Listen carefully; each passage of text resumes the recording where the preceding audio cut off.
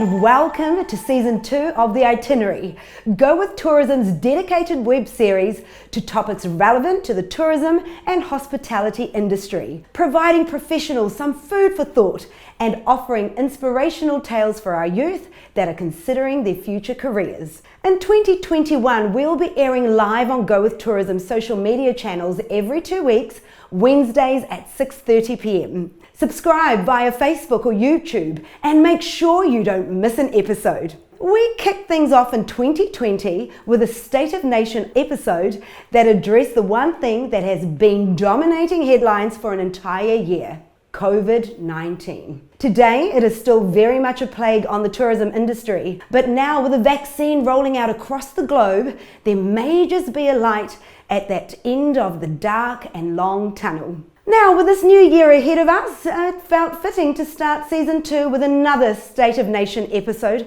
about what's happening within our tourism and hospitality in 2021. Joining me today, we have Her Worship the Mayor, Honourable Steve Chadwick of Rotorua, Lynda Keene, Chief Executive of Tourism Export Council, Steve Hanrahan, kia ora, Advocacy and Engagement Manager at Tourism Industry Aotearoa, and Marisa Bidois, Chief Executive Officer of Restaurant Association New Zealand. Kia ora, welcome everyone. What are the challenges tourism and hospitality still expect to face in 2021? Well, I think, our major issues at the moment and challenges for tourism and hospitality are the obvious one, the closed borders.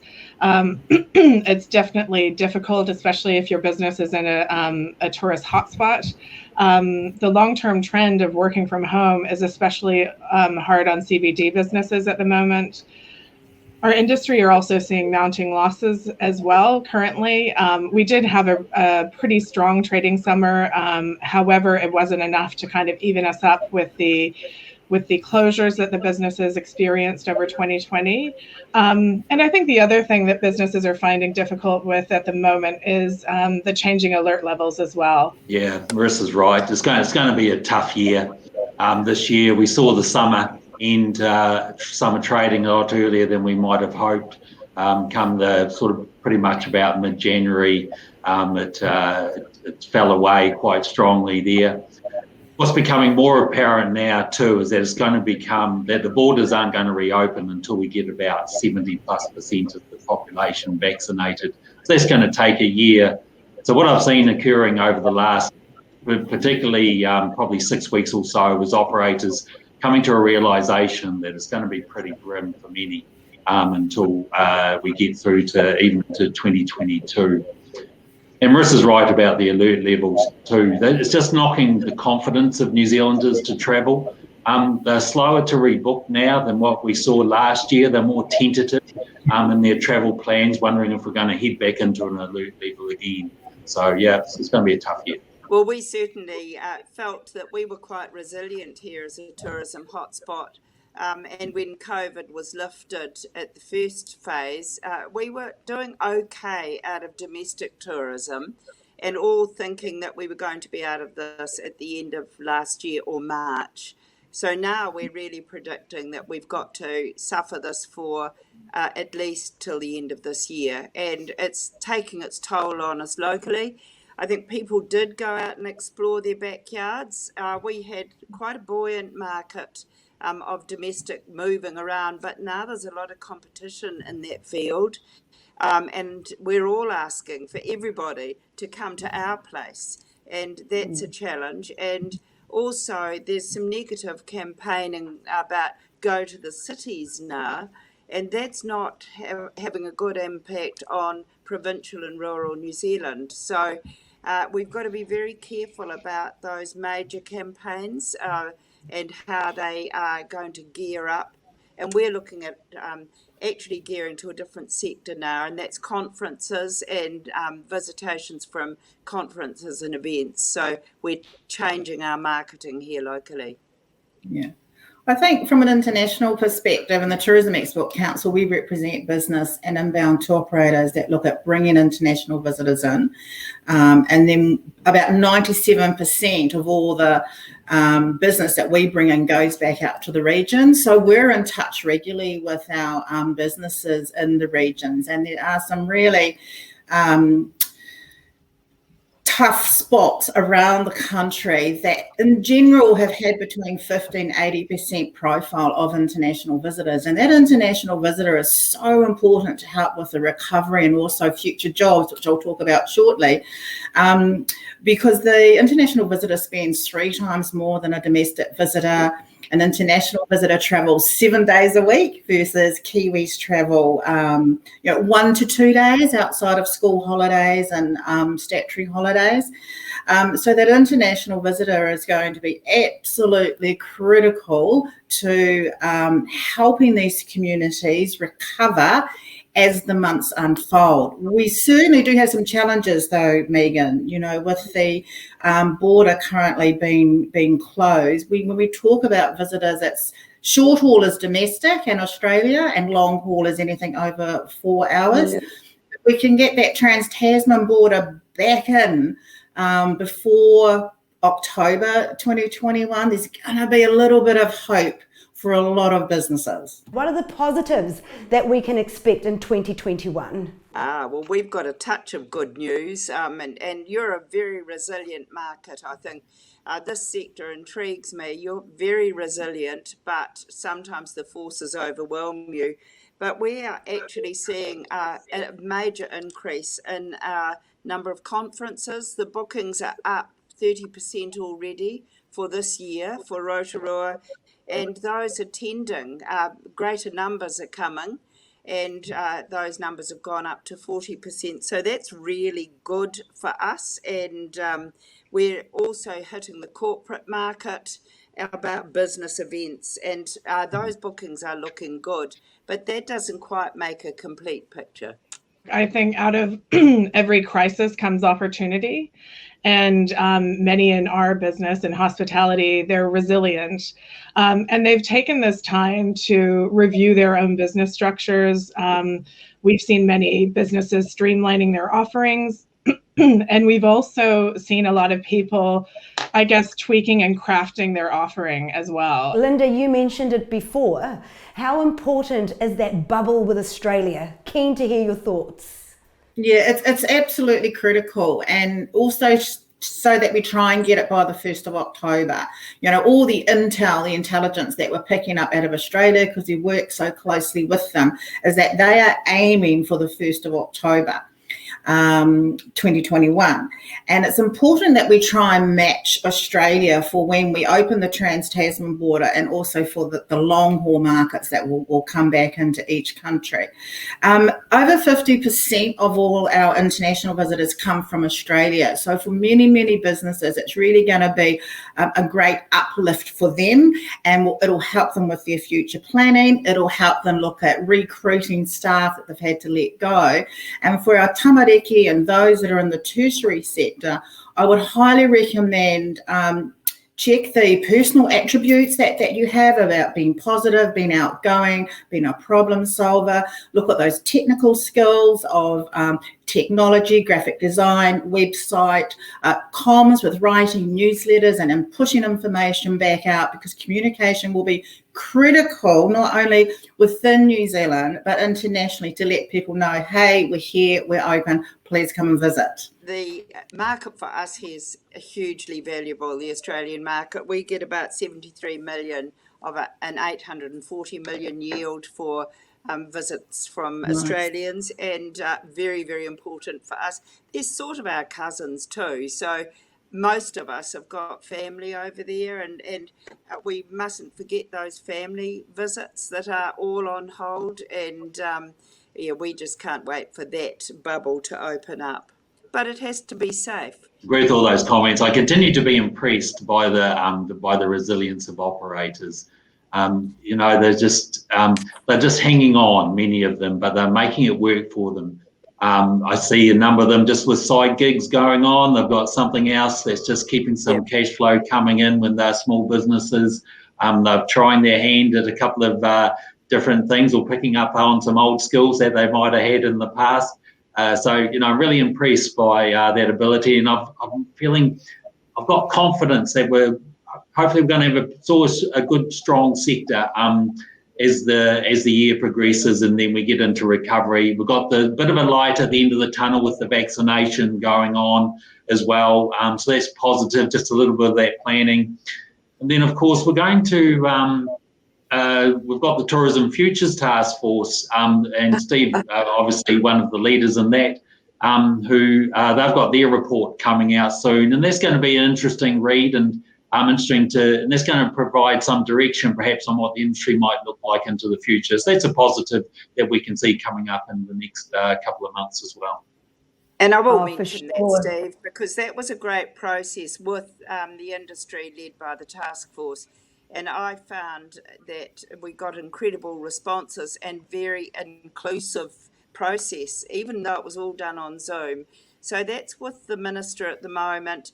He's going to set his direction out in the next couple of weeks, and then the report will be released. But there's some very helpful stuff in there about what we could be getting on with in this environment in preparation for hopefully that October or January next year.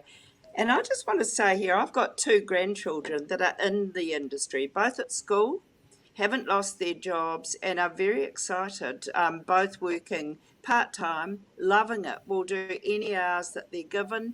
That helps with the flexibility around the on again, off again. But they're also optimistic about their long-term future in tourism and hospitality. So I'm optimistic that we must keep up the importance of the education component and attracting tamariki into this industry, because we've got to be telling the New Zealand story when we're ready again. Oh, absolutely. It sounds like the general sentiment is cautious but hopeful. I love that sentiment. What are your thoughts, Marisa? Yes, I agree with you. Our industry does remain very cautious but hopeful. And I think, hospitality, people who get into this industry get into it because they truly love it and they're passionate about it. And that passion remains even during these difficult times. And if we can get through this, we can get through anything as an industry. Yeah, one of the things that for people thinking about coming into the industry, when we look at some of these personal traits that are going to be needed in the future, particularly in the next 12 months, as we begin to get a little bit more certainty with dates, is for new entrants into the industry to be very mindful that you will be working for employers and business owners that have been in a grieving type of cycle where mental health and well-being has been pretty flat because they're dealing with such an unprecedented event. And I know that a younger person is really excited when they get their first job, but just to kind of just have a little bit of awareness that for their first job, things might not kick into gear, bells are ringing. It might just take a little bit of time for the business owner to begin to feel safer, to kind of think, oh, there is hope. We are back. And so, it's been quite impactful on the industry and business owners and employees. But there's certainly, from an aspiration point of view, a lot of hope. We need our younger people back in the industry. We need them to help the older business owner look at the world through a different lens and then be part of that team planning a path forward. And the other thing for us to consider in this sort of cautious and hopeful, which I agree with, is the wider communities that we're working with as well. We're seeing some of these communities take a real hit at the moment. Those who are particularly been heavily reliant on tourism. We're talking about the glaciers down south, Queenstown, Tiana, and so there will be this community sense who is feeling they've been through a rough time as that whole community, and we have to be mindful of that and how we can continue to support and work with them as well. So bring them back. And at the same time, in this cautious and hopeful approach that we have, one of the things that we'll be thinking about is probably linked to the task force a little bit, is sort of just not repeating or reducing some of the problems we might have had in past. So, for example, around some of the freedom camping issues or some of the overcrowding issues that we might have had, we've got the opportunity to say that as we come back, we're making these changes, we're stronger, we're positive, looking forward as an industry, well organised. And so, yeah, it certainly is a hopeful period that we're entering into. I'm seeing around the regions through the RTOs and adaptive behaviour there, also a bit of a pickup about starting a destination management plan. And I think that's a very useful tool to know when the industry does come back in a different form. Where are you going to put managed camping? Where is your infrastructure going to have to be? And it's only through destination management planning we're going to actually be ready with the infrastructure when the visitors start to come again. So I can't urge people to get on enough with that. That's the sort of thing about in the downturn, you can get on and do some stuff.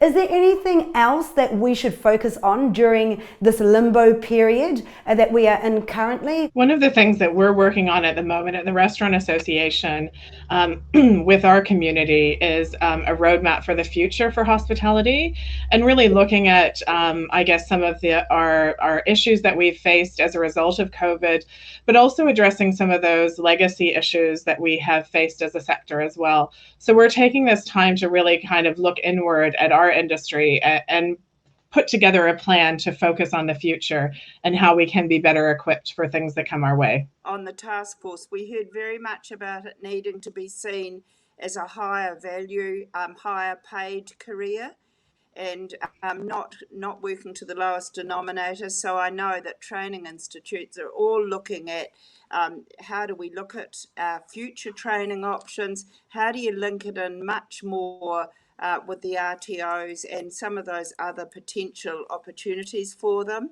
The kids need to be excited about this, and the second chance education market is there as well.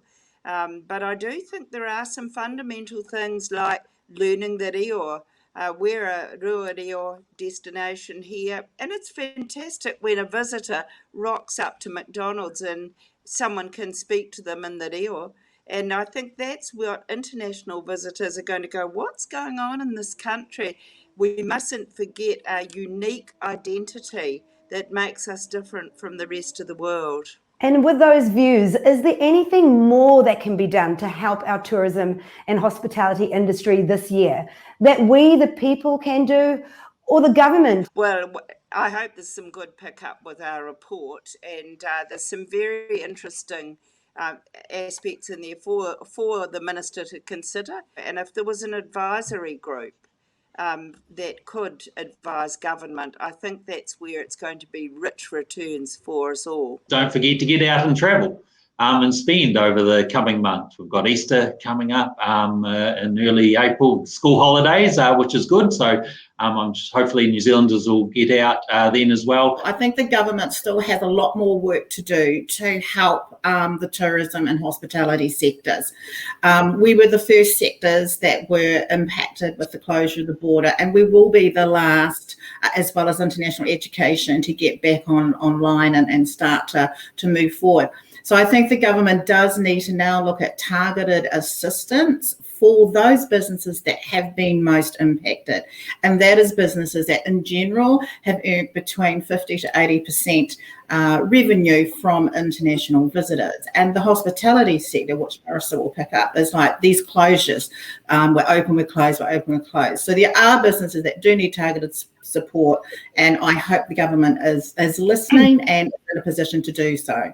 Yeah, I would absolutely echo what you've said, Lynda. I think one of the things that I really wanted to highlight today is that I feel that the hospitality industry in particular has been a bit let down by government. We haven't seen a lot of engagement.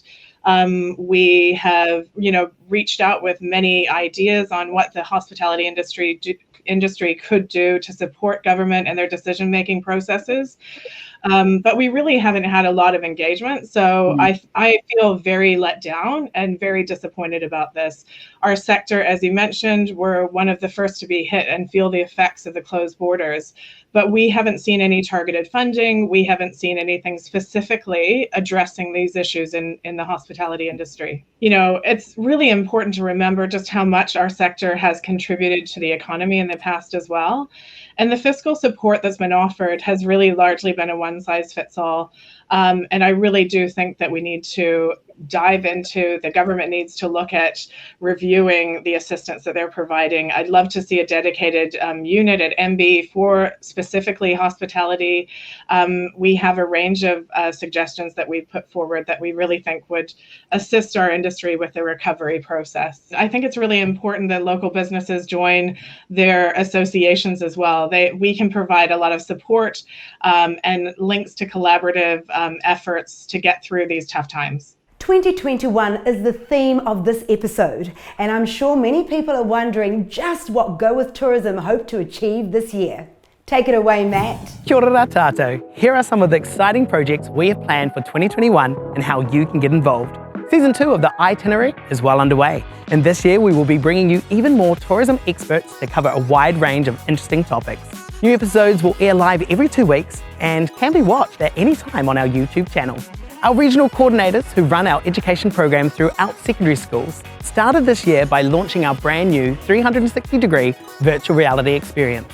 Students are given a taste of hospitality and tourism careers through the eyes of an undercover agent on a mission to prevent a catastrophic event. The students are thrown out of a plane and off a bridge, taken into a busy commercial kitchen, and much more. Plus, we look forward to launching a new hospitality VR experience mid this year. To book a visit for your school or education facility, reach out to us today. Go With Tourism, along with our brand new partner Service IQ, are excited to announce a huge competition for secondary school students to get excited about hospitality and tourism. Each term will see a different challenge set, and everyone who enters will be in to win some incredible prizes. And at the end of the year, our judges will select the best entries across all 3 challenges, and they will be in to win a big Aotearoa experience. Check out our Knowledge Hub for more information. Now this May and June are going to be epic. We are bringing our Go With Tourism expos to Christchurch, Auckland, Dunedin, Hamilton and Wellington. This is a chance for students and job seekers to touch, feel and experience what a career in tourism and hospitality looks like. Rub shoulders with industry professionals and explore study options too. They're free to attend, so register today. And if you're a business or educator who wants to exhibit, get in touch as soon as possible. Now, if you want a true taste of what working in our wonderful industry is like, then our Pledge of Placement program is the answer for you. We assist with internships, volunteer opportunities, work-integrated learning placements, and much more. And if you're an employer who wants to invest in the next generation and are open to having a person placed within your organisation, we would love your support. You can also visit the world of tourism to explore the endless careers opportunities available to you and take our Right Fit quiz to see what entry-level positions best suit you. And if you're looking for great talent, don't forget to make the most of our game-changing job connector dubbed Tinder for Tourism, which connects job seekers and employers.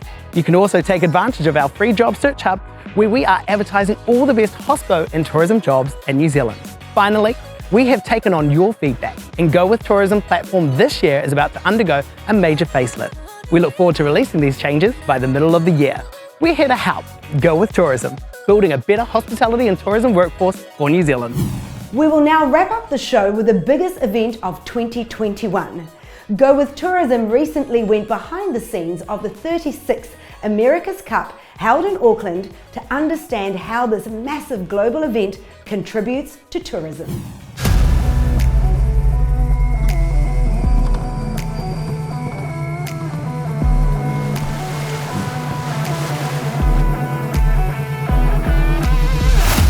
I'm Jo Coleman and I'm the Senior Project Manager for AC36. My name's Carmen White. I am the Event and Activations Manager. My name's Anika Forsman. I'm the Marketing Communications Manager. My name's Brad Pivac. I'm the Event Activation Lead. As you can imagine, the America's Cup is quite a unique event. Prior to event time, you have to get all the planning done because an event, no matter what size, needs a permit. Trying to permit an event like this that is not contained, that doesn't have set days and times, that doesn't have ticketed numbers, that could be raced on course A or E, or you might start racing and then stop, or you might not race at all. There are so many variables in this event that you have to work with as much certainty in a very uncertain environment. From procurement to logistics, to traffic management, to security, across event and activations planning, which involves event management production companies, right through to working with independent operators who might have face painters or superheroes. We also make sure that we're engaging our stakeholders, whether that's the local Wynyard Quarter residents and businesses, through to MB, Tourism New Zealand, Auckland Unlimited and more. Auckland Unlimited gets involved in mega events like this, and in particular in my area around the activations and the Summit Over program, because we look at how we can share the benefit of Auckland hosting this mega event, rather than just focusing on the city centre and the viaduct where the racing will be. Is how do we actually share that benefit? It was an opportunity for us to work with third-party event organisers to come up with funding opportunities and marketing support for events across the region. There's activities like a big screen and family-friendly activities going on, showcasing what the local schools have to offer, the local businesses, and that way we also then manage the crowds and the safety element as well. Normally for an event you have one operations centre, and one of the very unusual arrangements for this event is that we have four. We have the major event operations centre, which is city side, which is what we lead. You have the on-water operations centre, which is for the racing on the water, led by America's Cup events, and the on-site operations centre, which is in the village, in charge of the on-land, and then you have Auckland Transport Operations Centre, which is looking at the event and the wider network. So it's a really unusual environment to be operating out of, and yeah, it's been challenging, but also we've got such a massive footprint, so you need them. While this is the America's Cup and it's all about sailors on the boat, what else can we do to sort of promote Auckland as a destination so that we can sort of showcase our culture, our food, our great shopping? What AC36 means for Auckland from a tourism perspective is such a unique event on land and on water. You get to showcase the best of everything as opposed to a confined stadium. The fact that we've been able to showcase Auckland and New Zealand globally at the moment has been a pretty sort of special opportunity. Millions and millions of people are tuning in worldwide, and they're seeing beautiful shots of Auckland's Hauraki Gulf, people enjoying the race village and also just the vibrancy that the city has got going. When our borders do open up again, they'll be able to come back, know that Auckland is a great, and New Zealand is a great destination, and they'll come and travel again when we can have them. The amount of feedback that we've got from offshore, people watching the coverage and seeing beautiful Auckland and happy Kiwis, and just it gives them a little bit of hope that this too will pass for them. Working at America's Cup is amazing. I get to work with some really clever and long-standing event professionals. A lot of them have a background in council and events across commercials right through to agencies. So I think as long as you're really customer focused and customer friendly and you understand what your North Star is and your deliverables, working on an event like this is